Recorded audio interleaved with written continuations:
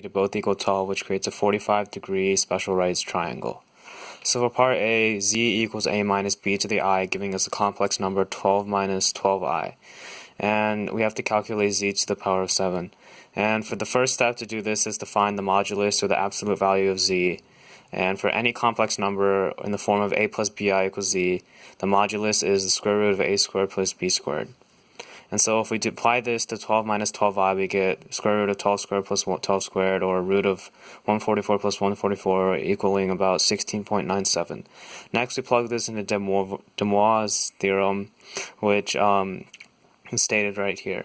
And since we are finding 7 roots, z would be the power of n when n would equal 7. So this would give us z to the 7 equals r to the 7 times cosine 7 times theta plus I sine 7 theta. And since we found r earlier, the modulus to equal to 16.97, we can go ahead and put 16.97 in for r. And over here, this is a graph of the complex number 12 minus 12i. And as we can see here, using opposite over adjacent, tan negative 1 of this angle, negative 12 should be on top.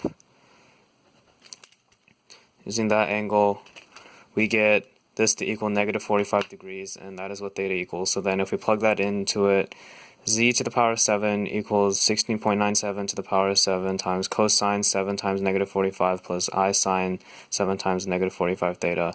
And simplifying that gives us this answer for z to the power of 7.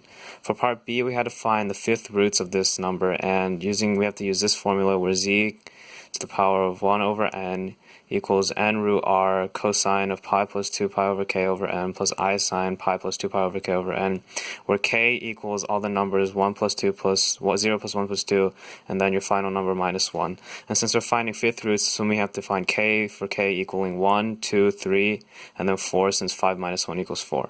And for every single one of these roots, we just went ahead and plugged in the equation, finding the coterminal angles, and over here, substituting k with all the numbers all the way up to 4.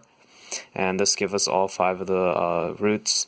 And then if we go to the back here, those are all the roots simplified into neater, and but it's still equivalent to the roots earlier.